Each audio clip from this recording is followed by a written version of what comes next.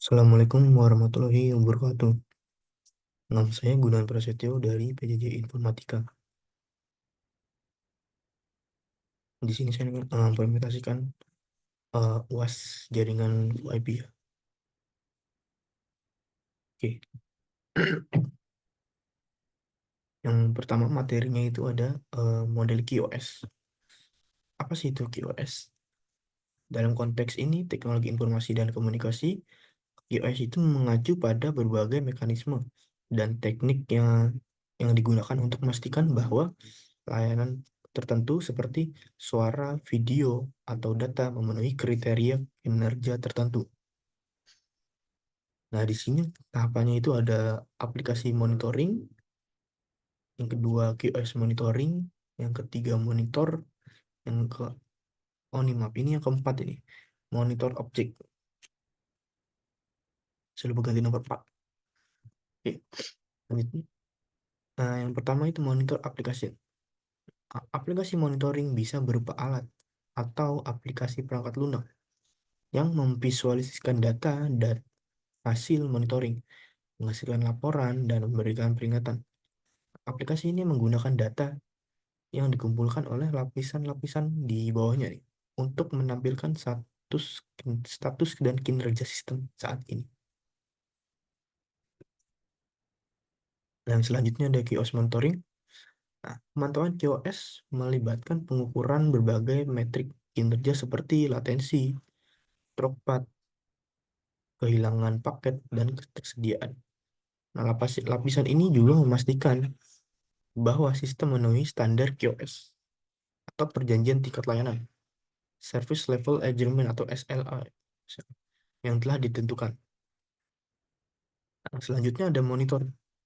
Nah, komponen penting yang mengumpulkan data dari objek yang dipantau. Nah, ini mengumpulkan informasi tentang kinerja dan kesehatan berbagai komponen sistem, seperti server, perangkat jaringan, atau aplikasi. Nah, data yang dikumpulkan oleh pemantau kemudian diteruskan ke lapisan pemantau QoS untuk dianalisis. Yang selanjutnya ada monitor objek. Nah, objek ini dipantau mencakup perangkat keras, aplikasi perangkat lunak, infrastruktur jaringan, atau elemen sistem lainnya yang perlu diawasi untuk memastikan fungsionalitas dan kinerja yang baik. Nah, objek ini dipantau menyediakan data mentah yang dikumpulkan oleh pemantau dan analisis oleh lapisan pemantau QoS. Oke, yang selanjutnya ada materi interlocking VoIP IP ya. Nah, konsep interlocking VoIP. Oke, dalam konteks voice over VoIP ini, interlocking mengacu pada kemampuan jaringan VoIP untuk berintegrasi dengan dan komunikasi dengan jaringan telekomunikasi tradisional lainnya seperti public switch, telepon network atau PSTN, jaringan seluler atau jaringan data yang lain. Nah, selanjutnya ini interlocking VoIP dan PSTN. Yang pertama itu adalah signaling gateway-nya atau SG. Nah, perangkatnya menggunakan jaringan VoIP PSTN SG mengonversikan sinyal protokol dari SIP atau H232 yang digunakan dalam VoIP ke SS7 atau ISDN yang digunakan dalam PSTN. Yang kedua itu ada media gateway-nya. Nah, media gateway akan mengubah suara dari format kodeks digital yang digunakan dalam VoIP seperti G711 atau G729. Nah, menjadi format analog atau digital yang digunakan dalam PSTN. Nah, selanjutnya ada interlocking VoIP dengan seluler. Nah, signalingnya itu dalam jangkauan seluler juga harus dikonversi interlocking dengan VoIP. Nah, ini biasanya melibatkan konversi dari protokol SIP atau H232 ke protokol signaling yang digunakan dalam jaringan seluler seperti MAP atau diameter. Nah, selanjutnya ada quality of service-nya. Nah, quality of service-nya harus dikelola dengan baik. Dikarenakan jaringan seluler dan VoIP memiliki karakteristik jaringan yang berbeda. Nah, hal ini mencakup pengelolaan latensi, jitter, dan paket loss untuk memastikan kualitas suara yang baik. Nah, selanjutnya ada mekanisme incoming dan outgoing call pada VoIP server.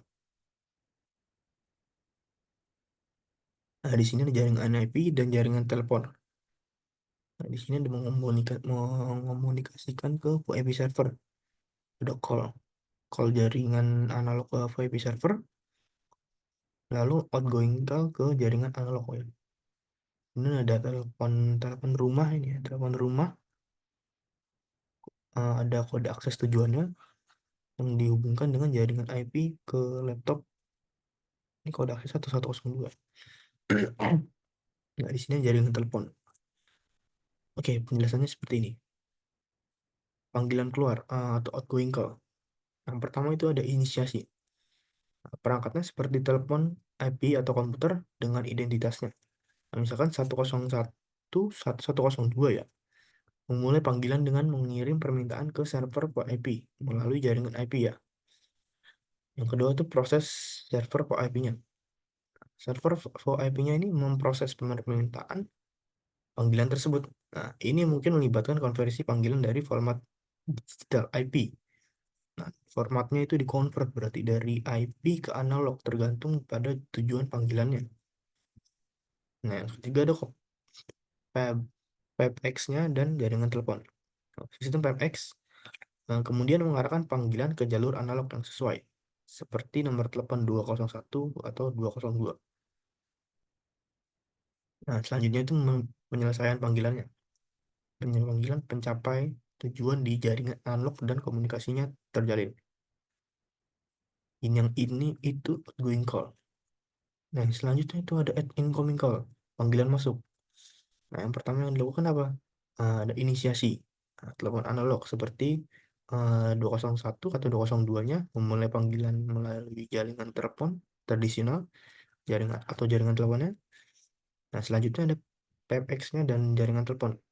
Panggilan diarahkan ke sistem PABX yang mengidentifikasi panggilan tersebut sebagai panggilan yang ditujukan untuk jaringan IP.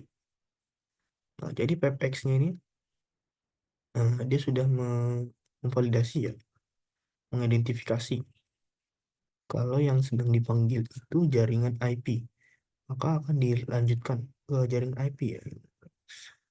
Selanjutnya itu proses di server VIP-nya. Nah, PABX ini meneruskan panggilan ke server VIP yang mengonversi sinyal analog menjadi format digital yang sesuai untuk transmisi melalui jaringan IP. Nah, di sini ada convert lagi. Dari sinyal analog dikonvert menjadi sinyal digital jaringan IP. Oke, yang selanjutnya mengarahkan ke perangkat IP-nya.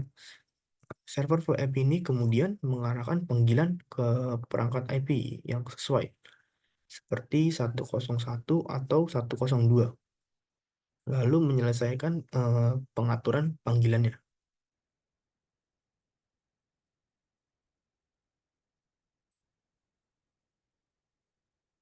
Oke, di sini ada kesimpulan.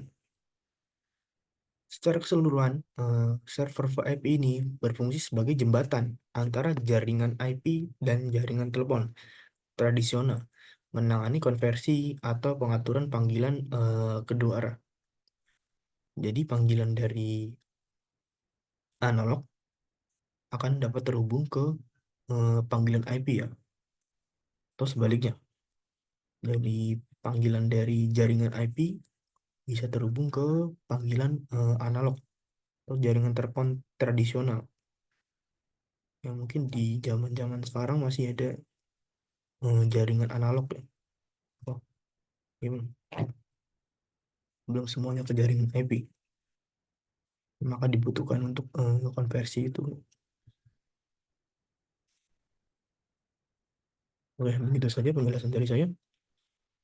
Hmm, terima kasih. Wassalamualaikum warahmatullahi wabarakatuh.